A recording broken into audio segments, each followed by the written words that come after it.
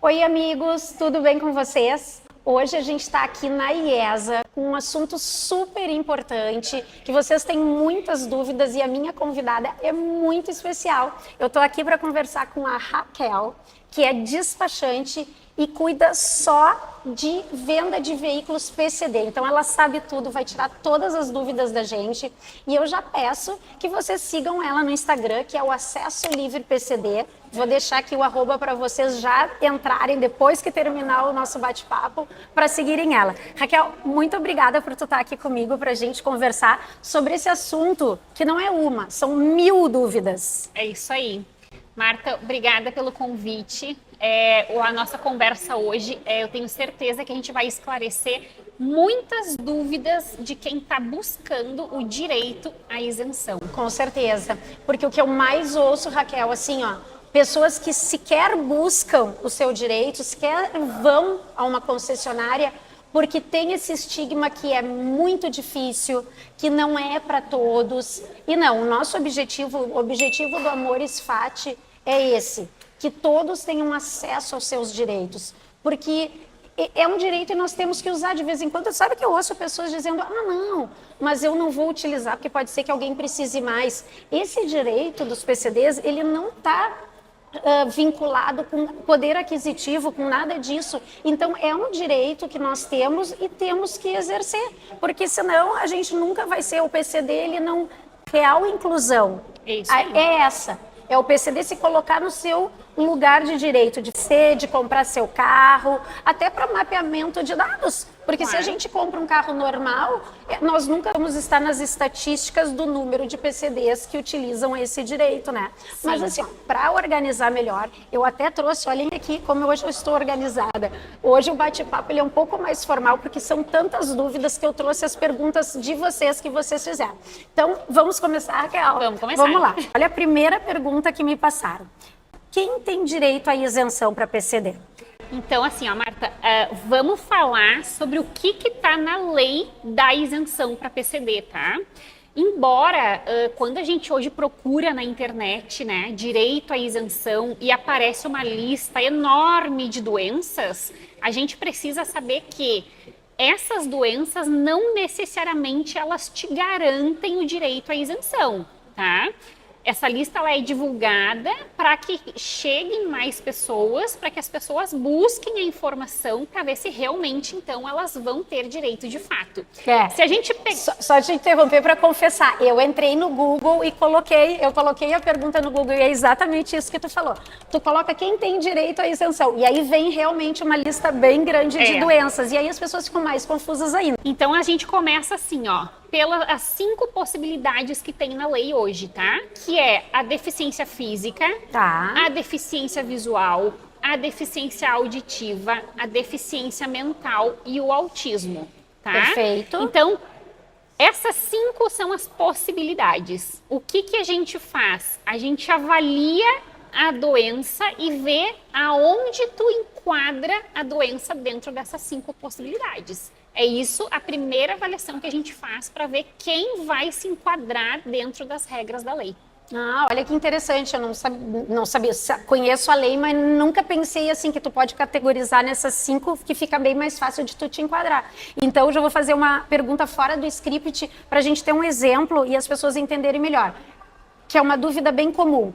Eu tenho câncer, porque o câncer é uma das primeiras doenças que aparecem ali com o direito. Então, o câncer, como é que quem teria direito? Todas as pessoas? Basta ter o diagnóstico? Não basta tu comprovar ter a doença, tá? Porque, além dessas 5 possibilidades, o processo de isenção, ele tem vários critérios que a pessoa precisa atender a todos esses critérios para que então se aprove, tá? O que a gente tem que saber? O processo de isenção, ele tem 2 caminhos, tá? Que é a pessoa com deficiência que tem carteira de habilitação e a pessoa com deficiência que não tem carteira de habilitação.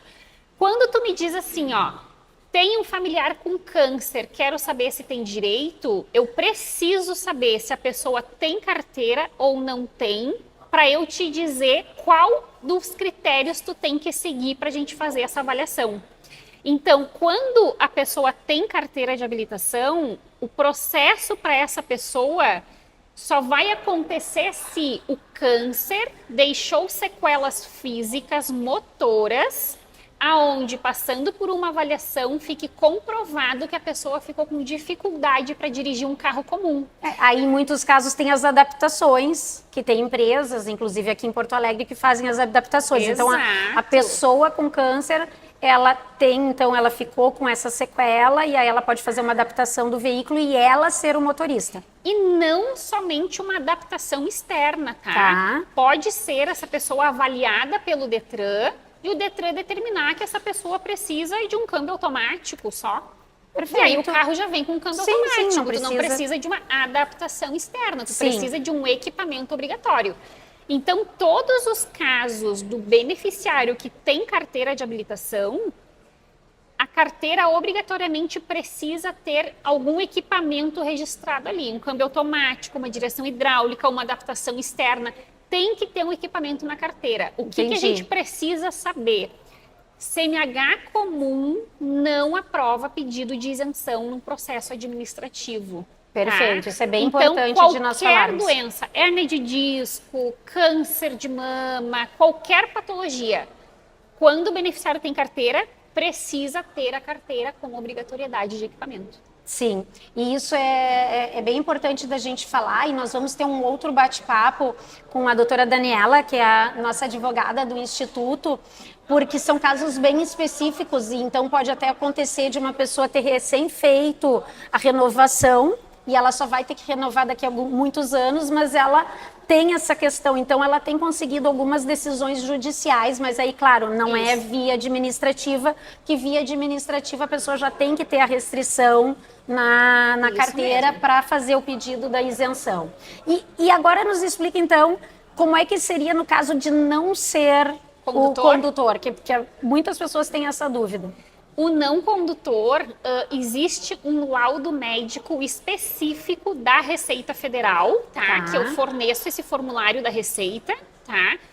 Para a pessoa imprimir esse documento, e aí esse laudo tem algumas regras de preenchimento. Unidade de saúde credenciada no SUS, médico credenciado no SUS, que precisam fazer o preenchimento desse laudo único. E com esse laudo, eu entro com o pedido das isenções com esse laudo para o não condutor. Fazemos um outro recorte aqui muito importante, porque a Raquel acompanha todos esses protocolos. A pessoa não precisa sequer ir atrás do formulário, né? Tu faz todo esse acompanhamento. Toda essa orientação de minha carteira é comum, mas eu tenho a doença, o que eu faço, para onde eu vou, tudo isso faz parte da minha assessoria. Eu explico tudo isso para o cliente.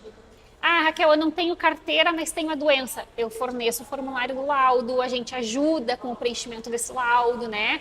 Para onde pode ir, aonde pode buscar. Então, o meu trabalho hoje é em ajudar as pessoas a buscarem isso. Perfeito. Se na via administrativa não conseguir, a gente passa para o jurídico. Passa para o jurídico. Outra pergunta muito importante. A isenção é só para carro zero?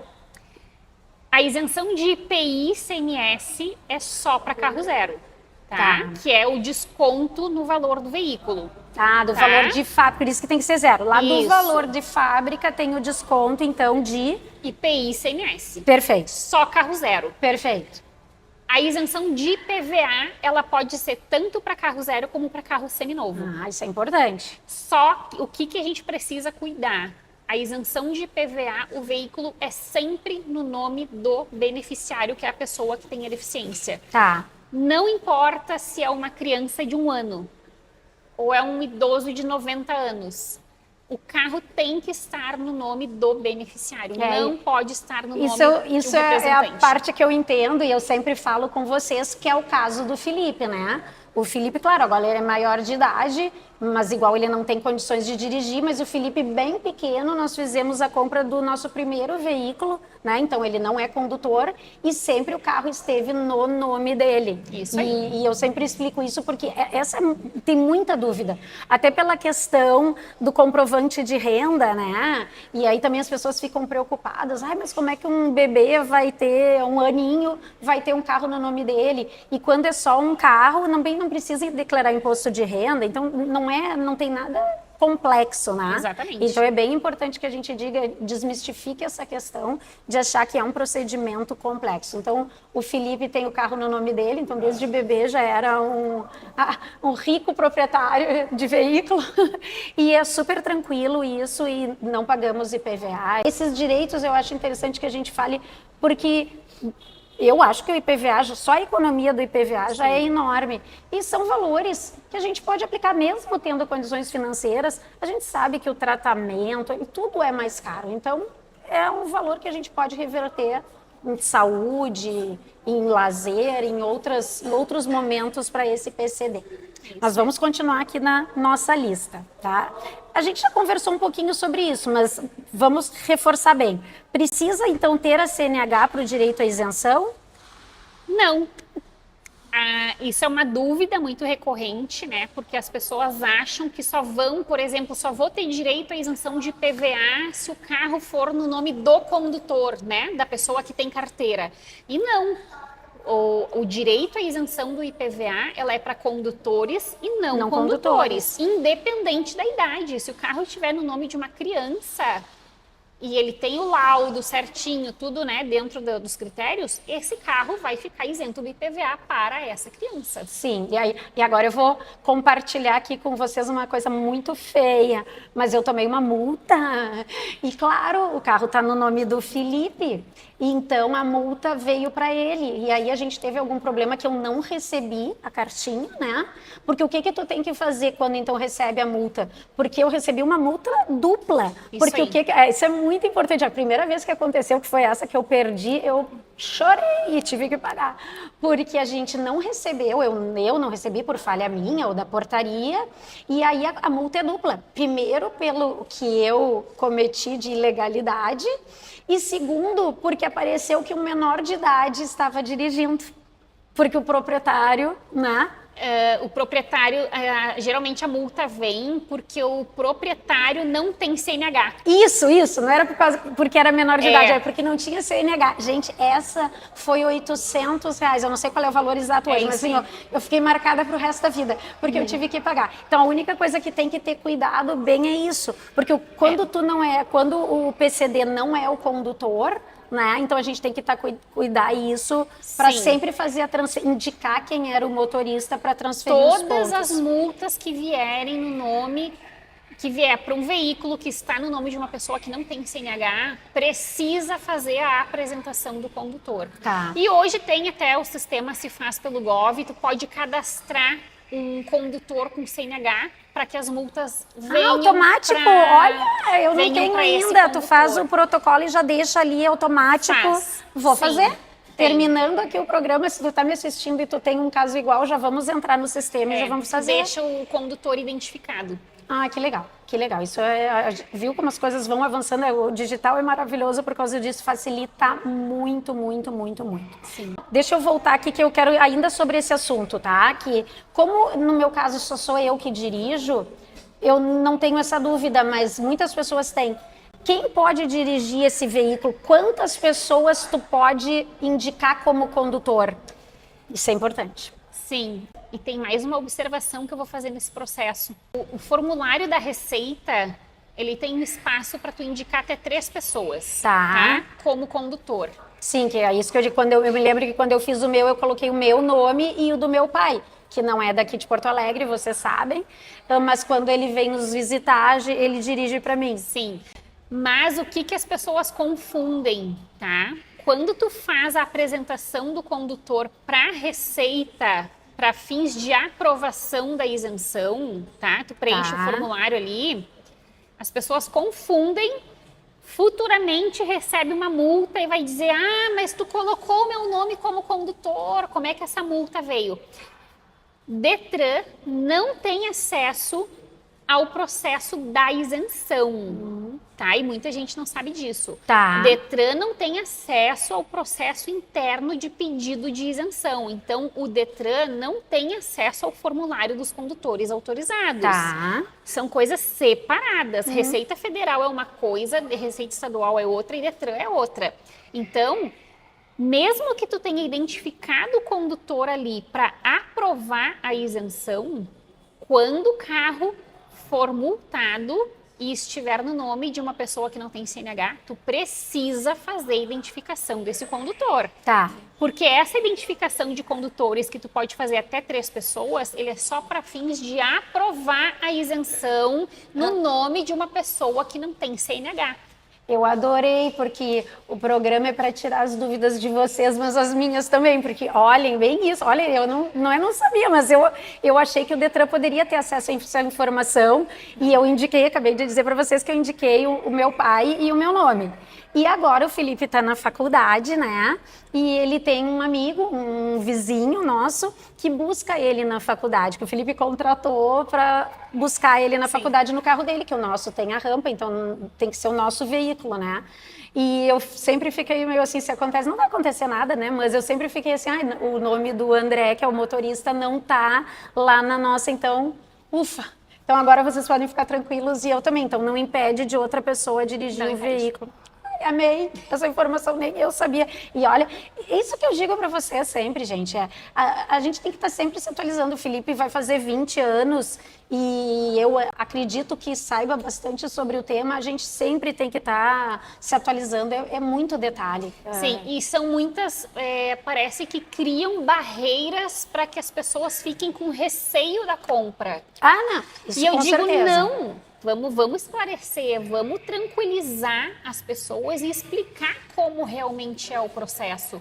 Porque aí as pessoas ficam com medo, eu vou comprar, mas aí só eu vou dirigir, nunca vou deixar um familiar meu pegar o carro, porque esse carro foi comprado com isenção e ninguém mais pode dirigir além de mim. E não é isso. E as dúvidas, elas acabam impedindo que a pessoa vá buscar informação. Então, não é uma nem duas, várias pessoas que eu conheço me disseram, nem fui me informar, comprei direto, porque é tão complexo, aquilo que nós falamos no início é tão complexo que eu nem vou questionar. Não, gente. Então, a Raquel é nossa parceira no Instituto Amores Fati. Ela está à disposição para tirar dúvidas. E nós também temos feito vários eventos que se chamam Café com PCD. Então, vocês estão sempre convidados. É só acompanhar o Instagram do Amores Fati. Nós temos feito uma vez por mês esse evento. Não precisa também, assim, e se eu não for comprar o carro? Pode ir igual no evento, porque é para isso, as portas estão abertas, a IESA está sempre nos recebendo de portas abertas, para que vocês venham, para a gente conversar, e daqui a pouco tu quer ver outro carro que não é PCD, pode vir olhar também. Aqui, hoje nós estamos aqui, é um carro novo, me conta, porque é tanto carro que esse eu juro que não conheço, não me conta desse carro. Esse é o Kardian da Renault, que é um carro que tem uma aceitação muito boa para o público PCD, que tem uma condição muito boa para o público PCD depois, né? Tu vai passar isso para eles. E com espaço, com porta-malas, um carro completo. Muito bonito. Muito legal. Depois a gente vai conversar mais sobre detalhes dos veículos. Deixa eu te fazer uma pergunta nessa sequência do não condutor ou condutor. Quanto tempo eu tenho que ficar com o carro para fazer a troca? Isso é importante. Sim. O prazo de ter direito à isenção é diferente do prazo de vender o carro. Tá. Tá? Então, nos explica. Então, vamos lá. Tá. Se tu usou só a isenção de IPI na compra, tu pode vender esse carro em 2 anos. Tá. Sempre contando pela data da nota fiscal. Nota fiscal. Nota fiscal, tá? Não é por quando aprovou a isenção, não é pelo dia que tu tirou o carro da loja. Não, é pela nota fiscal. Então, 2 anos da nota fiscal, se for só IPI. Um dia depois que fechar 2 anos, essa restrição à venda cai e tu pode vender esse carro. Tá. O que tu precisa cuidar? O direito a comprar um novo carro só com IPI é uma vez a cada 3 anos. Tá. Muita gente não sabe disso. Tá. Então, tu só pode comprar... Então, tu vende em 2, mas tu tem que esperar 3. Para comprar outra vez com a isenção do IPI.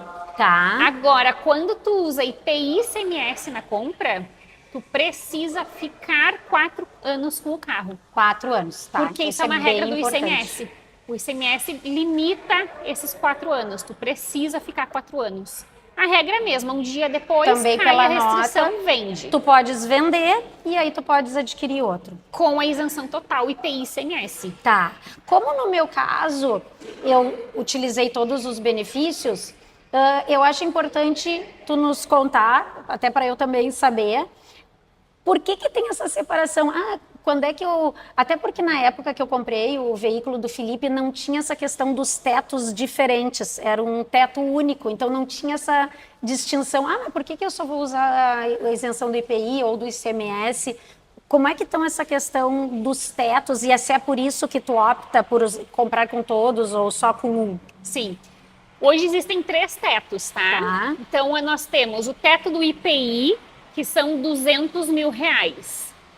Então, tu pode comprar só com isenção de IPI um carro de até 200 mil. Os 200 mil é o preço de tabela do carro na fábrica, não é o valor final. Entendi. Tá? Então, em cima dos 200 mil é aplicada a isenção do IPI e aí tu pode usar esse benefício. Quando tu quer usar as duas isenções, IPI e ICMS... Que é o maior valor, né? Que é o maior desconto, o preço é R$120 mil. Perfeito. Tá? Então, preço de tabela desse carro, preço de fábrica, não pode passar de 120. O carro é 120.500, eu posso pagar a diferença dos 500 e pegar esse carro? Não pode. Porque é preço de fábrica, não se mexe na tabela da fábrica. A fábrica só vai faturar se o carro não passou de 120 mil. E comprar acessórios? Pode. Tipo assim, o carro, o preço de fábrica é 119.900, mas depois eu incluo coisas que vão ultrapassar o valor. Na concessionária, se tu optar por comprar qualquer acessório e colocar no carro, tu pode colocar. É o preço do carro, então. Isso aí, é o preço do carro, tá? E nós temos ainda a isenção de IPVA, tá? Que é outro teto, que é R$138.200. Eles fazem um pouquinho para complicar a vida mesmo. Acho que parece que querem afastar, né? Dá um nó na cabeça, né? Por isso que as pessoas não entendem. Então, assim, a isenção do IPVA é R$138.200. Tá. E não é sobre o preço de tabela. A isenção do IPVA é sobre o valor de nota fiscal. O que é o valor de nota fiscal? Valor final. Então, o carro custava 150 mil, tu usou a isenção do IPI e ele baixou para 138.200. Sim, dá para... A nota saiu 138.200, tem direito à isenção de IPVA. Perfeito, sim.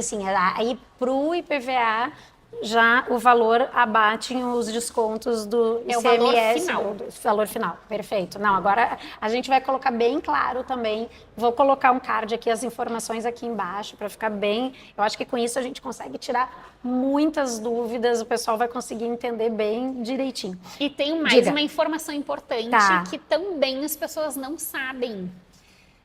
Eles podem comprar um carro sem ter utilizado a isenção do IPI e ICMS, tá? Vem aqui na loja e compra um carro aqui do estoque. Perfeito. Tá? De até 138.200 e só isenta o IPVA desse carro. Tu pode fazer isso. Tu não fica com restrição à venda, né, do IPI e do ICMS, porque tu comprou um carro de estoque, mas tu fica isento de IPVA. Gente, essa informação é bombástica. Tu encaminha agora esse vídeo, porque eu tenho certeza que a maioria das pessoas não sabe. Tem carro e tem pessoas na família PCD e não sabem que poderiam não estar pagando IPVA, gente. E não tá bom com o IPVA. Então, assim, encaminha já, porque essa notícia é bombástica. Então, não precisa ter comprado o carro PCD. Isso aí. Só tem um detalhe, tá? Como a isenção do IPI e do ICMS, o IPVA também tem um prazo, tá? Se tu optar por comprar um carro do estoque e só usar a isenção do IPVA, o carro não vai ter restrição à venda. Tu pode vender ele quando tu quiser. Perfeito. Porém, a isenção de IPVA, tu só pode solicitar uma vez a cada 2 anos. Então, se tu comprou o carro sem usar IPI e ICMS, tu usou o IPVA aqui, tu ainda pode comprar um outro carro só com IPI e ICMS, mas não vai isentar o IPVA do outro carro. Perfeito. Por quê? Tu vai ter que esperar 2 anos para poder pedir isenção de IPVA para um outro veículo. Um único carro, porque a gente sabe que as famílias, a maioria tem mais de um veículo, né? Mas tu já tendo o IPVA, de um dos veículos da família, com certeza é uma baita diferença, né?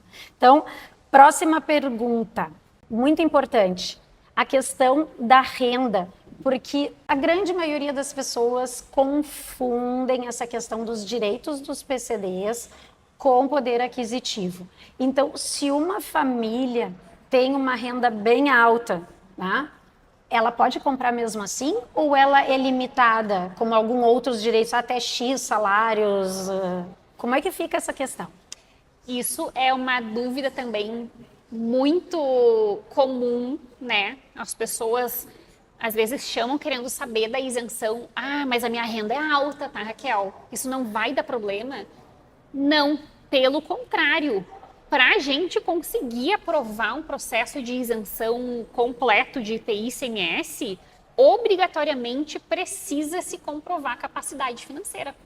Hoje, a Receita Estadual é quem estipula essa renda, né? Todo ano essa renda ela é atualizada, tá? Então ela vai subindo. Agora, no ano de 2025, a renda mínima, ou seja, não pode ser menos que isso. Se for a mais, ok, tranquilo, tá? É R$ 5.426.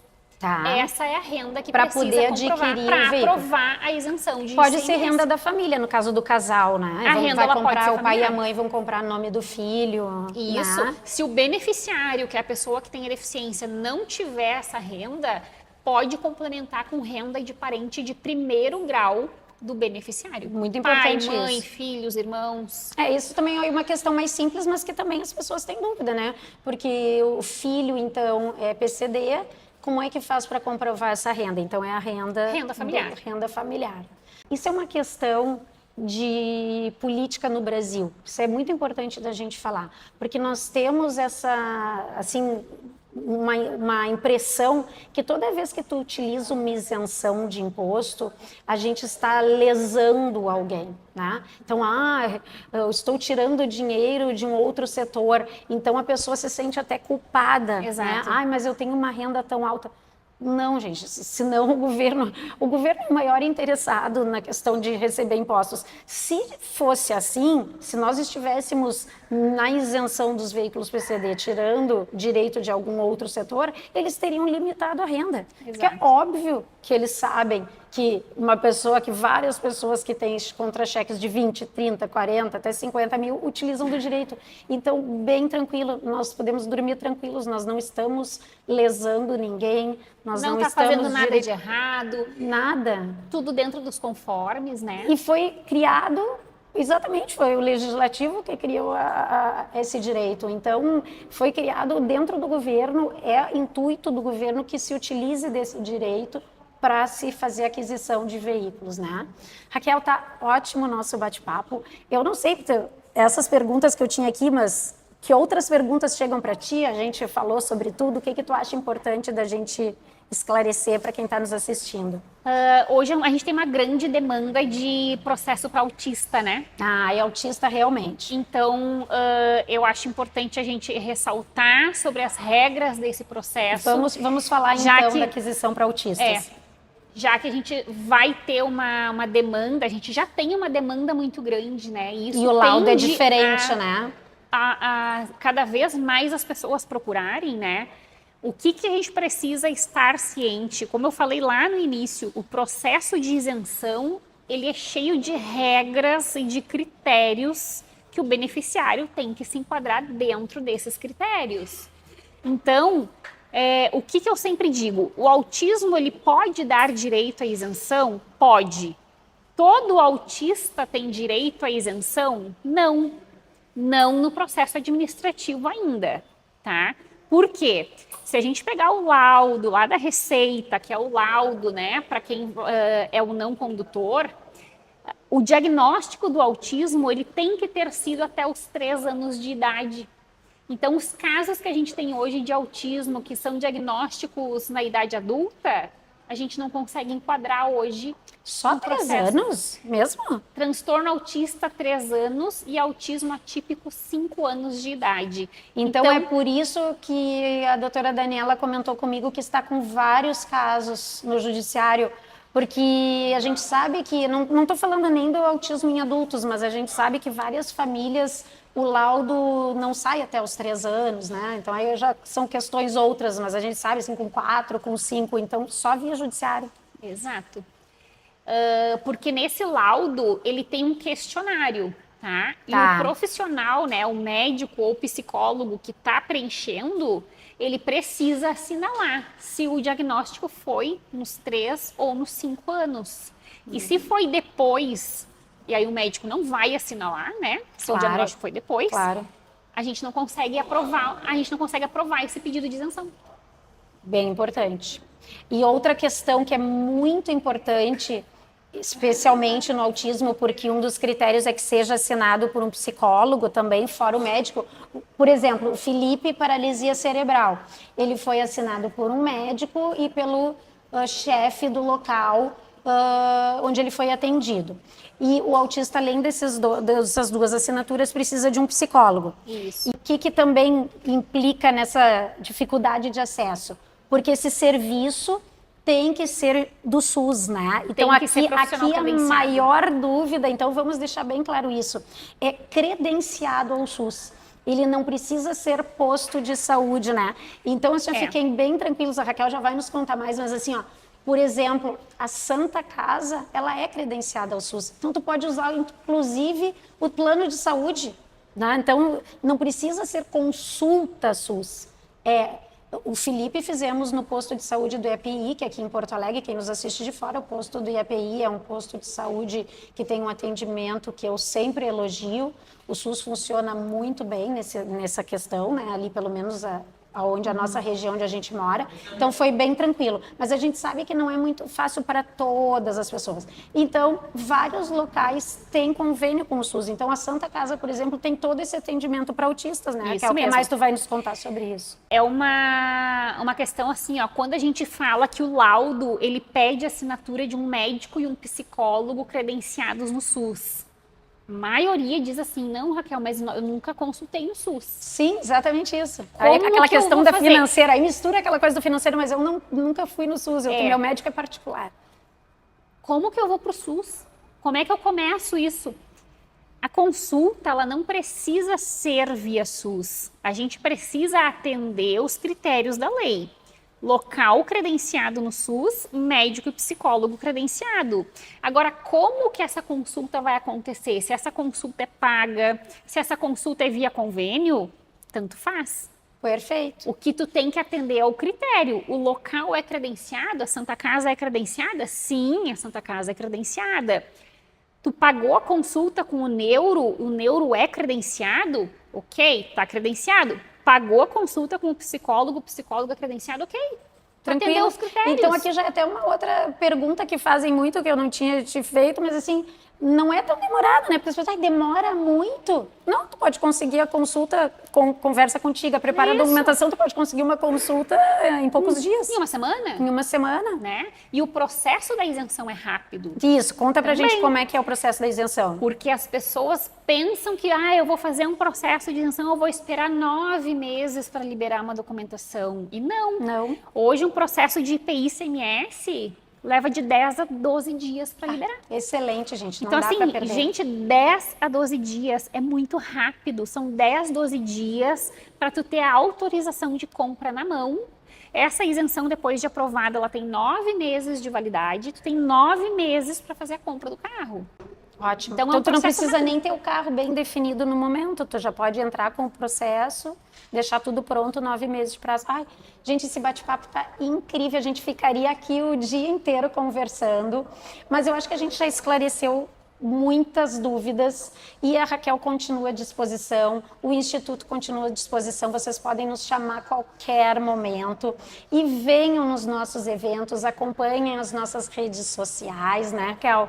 E vamos disseminar essa informação, vamos contar para as pessoas, pega esse vídeo e encaminha, convida as pessoas para virem tomar um cafezinho aqui com a gente, nos chamem. É isso, né, Raquel? É isso, Marta. Esses nossos eventos, eles são tão importantes porque a gente vê como falta informação hoje no mercado. E é como a Marta disse, tu não precisa vir necessariamente para comprar o carro. Vem conversar com a gente. tu tem um laudo, tu tem ali um diagnóstico, vem no evento, vem tomar um café com a gente, vem sentar, vem conversar, vem tirar as dúvidas. Sim. A conversa pessoalmente ela é mais esclarecedora do que às vezes a gente até tá só conversando ali no WhatsApp, né? Com certeza. Abre mais, né? Tu enxerga mais claro como que é o processo da isenção. Então eu e a Marta, a gente vai aparecer muito ainda por aqui, fazendo evento, fazendo café e esperando vocês. E eu tô rindo porque quem me conhece, talvez tu esteja assistindo e ainda não me conhece, mas quem me conhece sabe que eu adoro um cafezinho. Então podem vir só para tomar um cafezinho comigo. Só me chamar, Marta, vamos tomar um cafezinho? Tô pronta, tá? E assim, ó, não vou me exibir a mim, mas vou exibir o Felipe. Tem pessoas que são fãs do Felipe e vão lá no café só para bater uma foto, tomar um café, bater uma foto. O Felipe sempre está com a gente também, porque as pessoas querem conhecer, querem conversar, querem saber como é que é a questão da cadeira, né? Trocar experiências. Então, assim, a gente sempre conversa. Se tu é mãe, tá? Eu sei que as mães gostam de conversar. Como é que faz? O Felipe já está fazendo 20 anos, então não é que eu saiba tudo, não sei nada, mas a gente sempre já passou por coisas. Então, quem recém teve um diagnóstico, a gente gosta de trocar essas ideias, não só do carro. Então, vamos conversar sobre o dia a dia, sobre a escola, sobre as dificuldades. Então, esse momento é aberto, tá? Então, fica acompanhando que em seguidinha a gente tem um próximo café aqui na IESA e a gente vai esperar vocês aqui com a gente. Obrigada, pessoal. Obrigada. Até o próximo. Marta. Obrigada. Até o próximo.